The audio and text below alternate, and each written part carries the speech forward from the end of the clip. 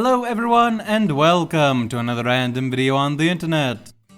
I'm currently working on a big what if video, but it's a pretty large project and will take some time, so I figured why not post a smaller video for guys to watch in the meantime.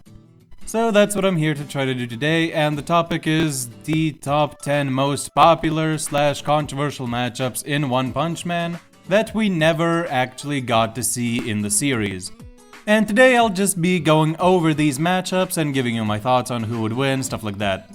This topic was inspired by a friend of mine, Loco, who did a similar video about Naruto, so if you're interested, definitely go check him out. And without any further ado, let's get right into it. So starting off strong, perhaps the most popular and controversial matchup in all of One Punch Man, Garou versus Boros. I'll do a couple different versions of this, because I think there are a few interesting matchups. So first, I guess human Garou, like all forms of human Garou, just sort of get farted out of existence. The first matchup that I think would actually be really interesting to see is Perfected Fist Garou against Armored Boros, because Perfected Fist Garou has a lot of crazy speed scaling, and he just one-shotted Sage Centipede, who himself has like multi-continental to small planet level scaling depending on what calcs you use and stuff. And he's a certified above dragon, if you want to use those terms. So this Garou is definitely very strong. Armored Boros does have a couple lines of scaling as well. Most importantly, we know that the ship that Boros has can tank the moon jump pretty handily. The moon jump has been calculated to be from like multi-continental to small planet level in terms of like kinetic energy, and the ship just took it from when Saitama landed. And Boros, when he first hears that Saitama is in the ship and hears that like 23% of the ship has been destroyed, he doesn't go, oh, now this is gonna be a good fight. He just goes, yeah, it's fine. As long as the core is intact, the ship will stay afloat. And then he only gets curious when he hears that Saitama is killing his generals and stuff. So that would indicate that destroying parts of the ship, which can tank these like multi-continental to small planet level attacks, isn't very impressive to Armored Boros.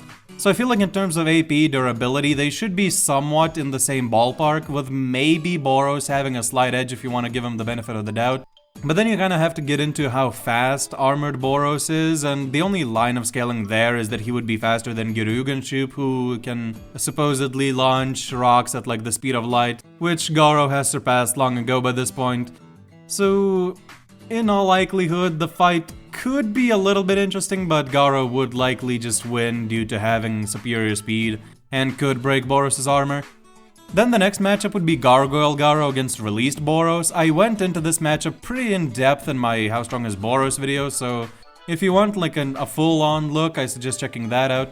But I do believe that Boros does have far superior pretty much everything: speed, durability, strength, especially durability and strength.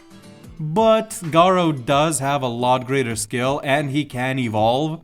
So if Boros doesn't go all out from the start and like fire off those huge beams that he has, then I could see a case for Garou evolving to defeat Boros.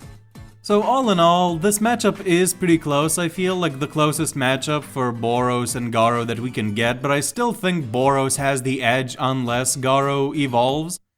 And then the final matchup would be Meteoric Burst versus Cosmic Garou. Now, Cosmic Garou just kind of stomps pretty blatantly. Like, Meteoric Burst Boros' best scaling is like base Cosmic Garou level, like the initial form before Garou grows any stronger.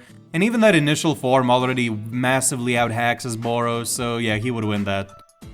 Then moving on to the second matchup, it's gonna be a classic Overgrown Rover versus Elder Centipede. You know, the high dragon tank battle, as the big guy in the One Punch Man community put it a long time ago.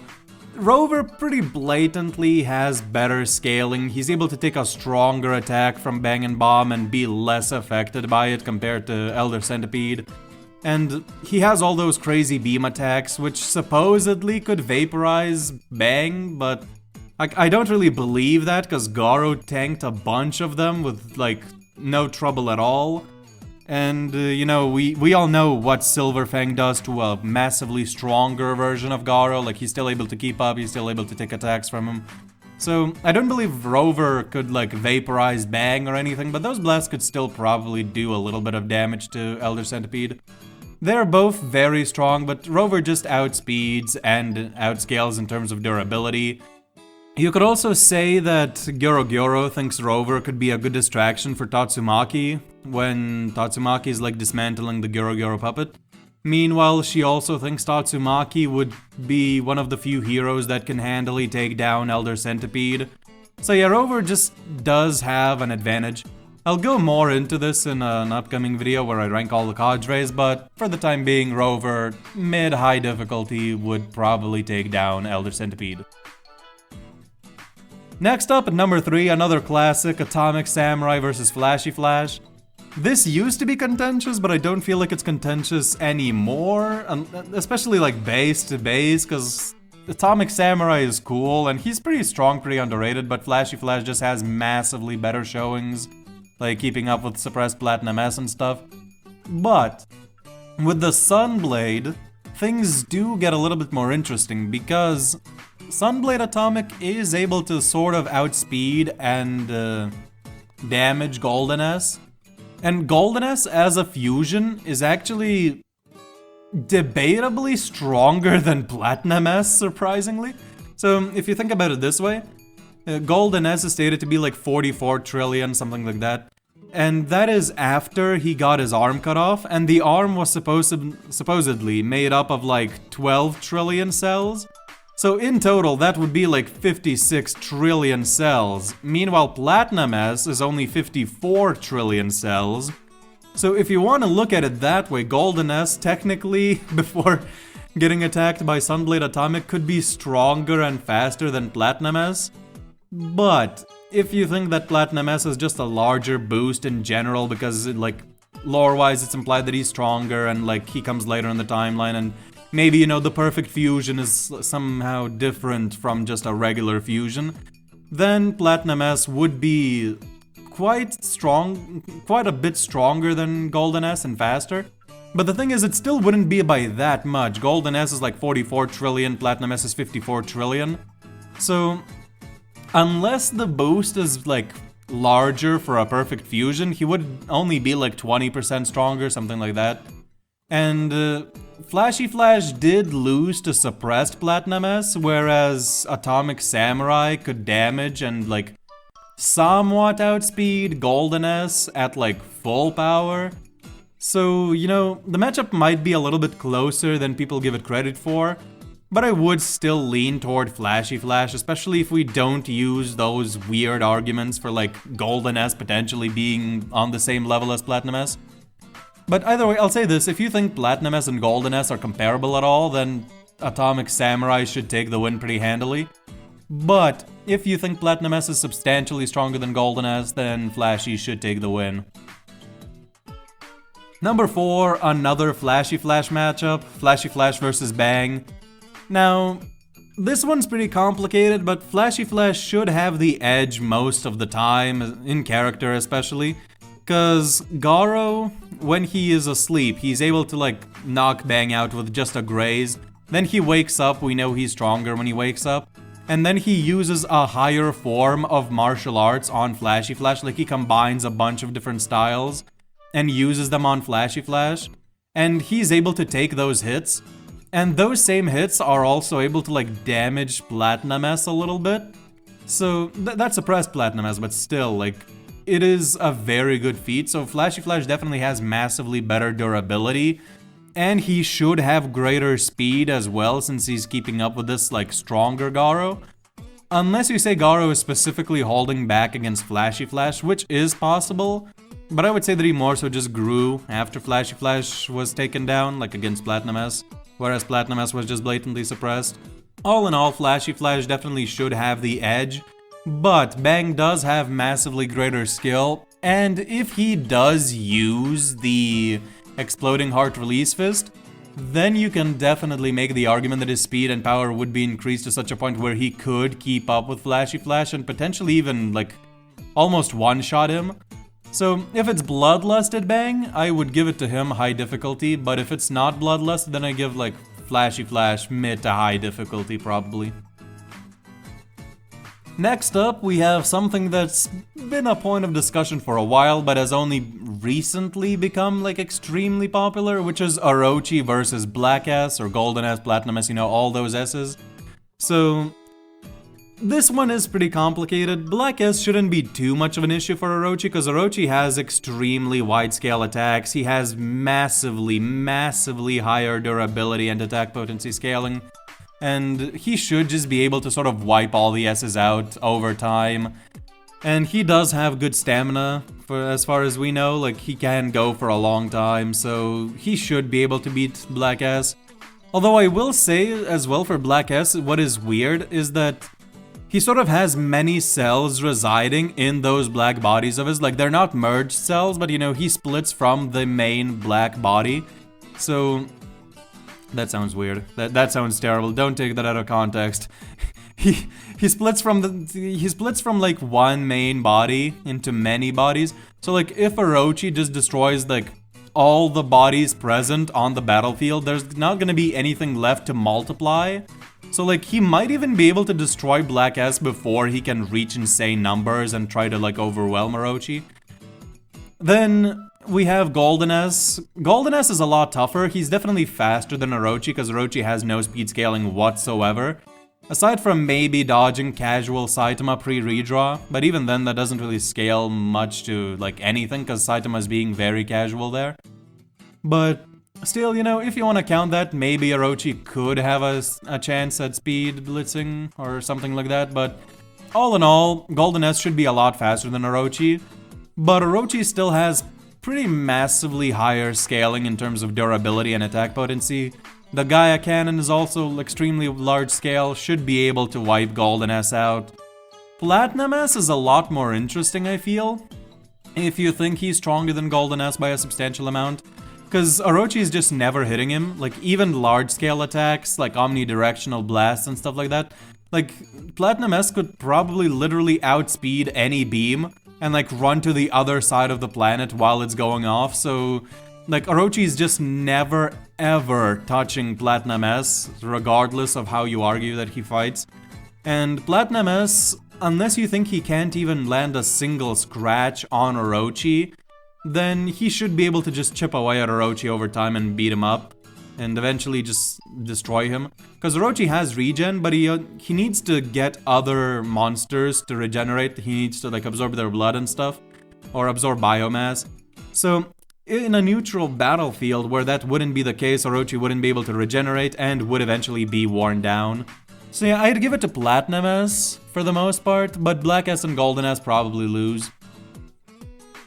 Then at number 6, another Flashy Flash matchup. I promise this is the last one. Flashy Flash versus Metal Bat. Metal Bat is stupid. Honestly, the whole Sage Centipede battle is extremely stupid when it comes to scaling. So the main argument for Metal Bat goes like this. Like, Garou is able to outspeed and blitz one-shot Platinum S at the end of their battle. Platinum S obviously being far greater and faster and stronger than Flashy Flash. And then Metal Bat in base, without even pumping himself up, is keeping up with Garou. And it's stated that there's a vast power difference, but in speed they're like relative, and Metal Bat even outspeeds Garou at a couple points. But then you have to get into another argument, which is that onlookers, like from the helicopter, when they looked at Flashy Flash versus Platinum S versus Garou, they could not see them moving at all. They just saw like light constellations. But then when they're looking at Garou and Metal Bat versus Sage Centipede, they can actually perceive everything and see them and like react to their moves and support them even from like the helicopter with the sniper gun and stuff. So the argument for Flashy Flash just goes that Garou just for some reason just isn't going full speed, which is supported by the series because again the onlookers are able to see and perceive his movements, whereas they weren't able to do that with Flashy Flash and Garou earlier in the fight. So you basically either say that Murata and One just kind of forget about the onlookers not being able to see Flashy Flash, and they just sort of retcon all that, and Metal Bat is just massively faster than Flashy Flash in base. Or you say Garou is an absolute fucking moron, and he just doesn't go full speed against an opponent for some reason. And like, I know the reasoning people give is like, oh, the matchup is just different, like he doesn't need to go full speed. why would he not go full speed? He wants to save the helicopter. The helicopter is literally in danger. Like, if he could just go full speed and completely blitz Sage Centipede, why wouldn't he just, like, go to the helicopter, carry it to the other side of the planet and come back or something, you know? It's just incredibly stupid either way you look at it, and that's why I hate the whole Sage Centipede fight in general, because, like, it just creates so many problems that did not need to be there. It also turns Garou into a tsundere instead of, like, this intimidating monster that it should be. But whatever, let's not get into that, but, you know, it's weird. I don't care, honestly, about this fight at all. I like to pretend it doesn't exist. Or at least that's what I would like to do, you know? Overall, I would say Flashy Flash is, like, more consistently faster and stronger and should be able to win. But, like, you need people to be stupid to say that. You need Garou specifically to be stupid. And you need Murata and One to be contradicting themselves if you want Metal Bat to win, I guess. So, yeah, I guess Flashy Flash holds the edge for me, but it's stupid either way. Number 7, it's gonna be Puri Prisoner versus Tank Top Master. You know, another debate, who's the weakest S-Class.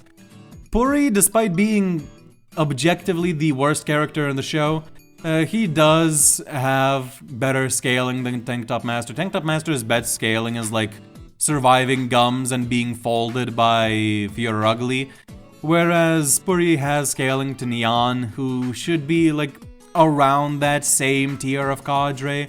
Puri is also able to take hits from Sleeping Garou. That same Garou, while awake, could take hits from Orochi. Well, suppressed Orochi, but still. And he could also tank Rover's blasts. And he could also sort of push Orochi a little bit, push Overgrown Rover a little bit. He was able to adapt to Gyoro psychic bindings and stuff. Gyoro wasn't going all out, but still. So, you get this feeling that, like, Puri surviving this Garou is way more impressive than anything Tank Top Master has done. Because, like, even if we say Sleeping Garou is weaker than Away Garou, which is true, like, it's fair to say, and we say Orochi and Rover and Gyoro were holding back, that's still so many tiers above what Tank Top Master has shown to be able to do that Puri just should be able to take this pretty, like, mid-difficulty at most. Then next up, another big boy matchup, Boros versus Blast. Now, I wish I could say Boros wins, but Blast just pretty blatantly has better scaling. Blast scaling also contradicts itself, by the way, because one second he's able to react to, like, serious Saitama and serious Garou throwing punches and teleport them away. Whereas another instant, his portals, like, collapse due to the energy of the radioactive fists that Garou can do. Which is kinda dumb, like, he can momentarily contain serious punch squared, but he can't momentarily contain atomic bombs. You know, amped atomic bombs, because they're coming from Garou, but still, it's really weird. Same with speed as well, because Blast speed also varies greatly. One moment he's not able to intercept Garou, just stabbing Genos, and then another moment he's able to intercept serious Saitama and serious Garou, so it's extremely weird, it's extremely contradictory. Again, kind of stupid scaling, but Boros just doesn't really have anything on the level to put him above or even at Blast's level if you take the higher interpretations of Blast speed and power. And if you don't, if you kind of like lowball Blast, then it's a good fight, but Blast should still have way more stamina and he should still be able to teleport Boros to another dimension. Unless you say that Boros produces enough energy just by existing to be, like, able to blow away the portals for some reason, which I just don't see being the case. Like, unfortunately, Boros does lose this one. So yeah, moving on. At number 9, it's gonna be Sage Centipede versus Psyrochi or Psycho Psyrochi. This fight could go a couple of different ways, depending on how you scale them.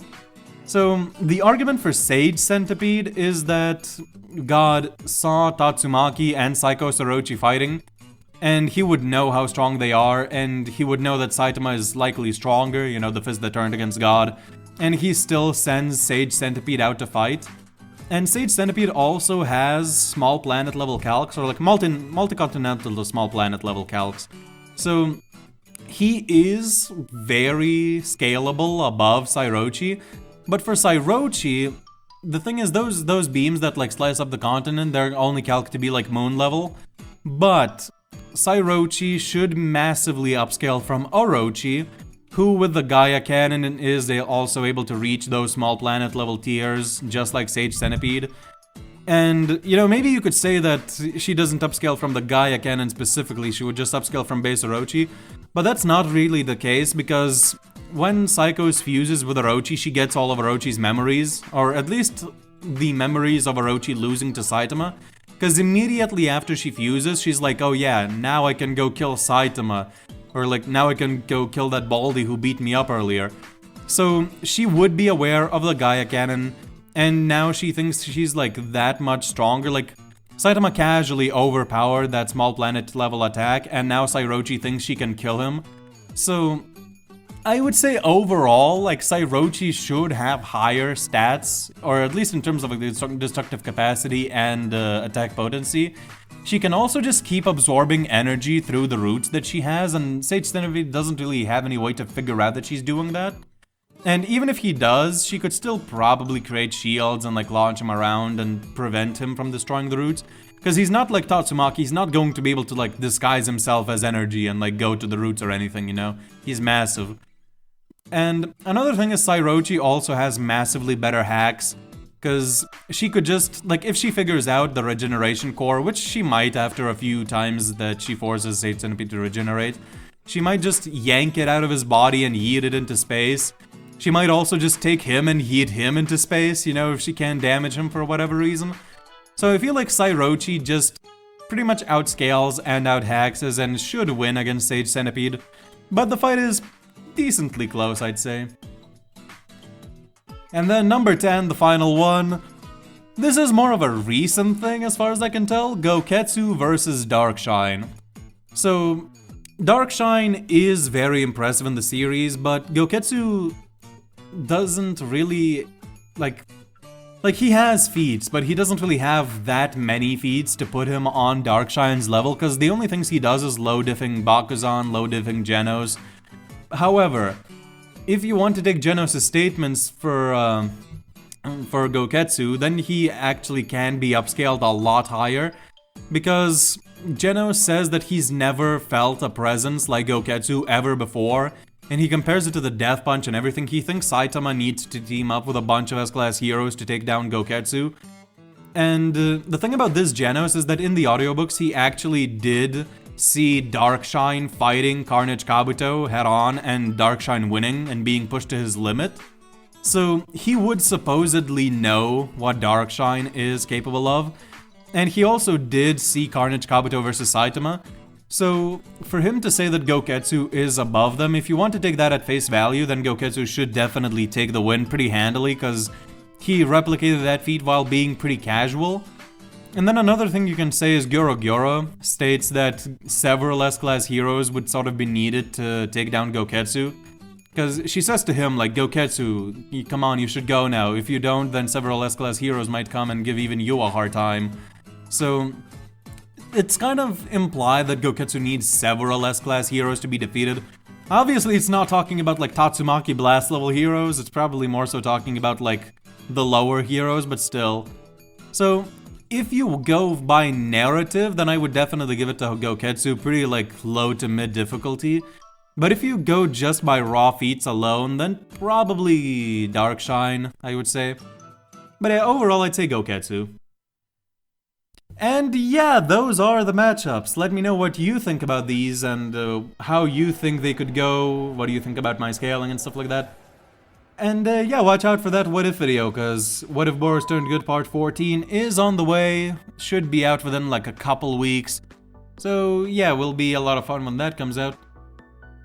And yeah, that's pretty much it. So with all that being said, I hope you enjoyed the video. I hope you have an excellent rest of your day. And see you next time. Goodbye.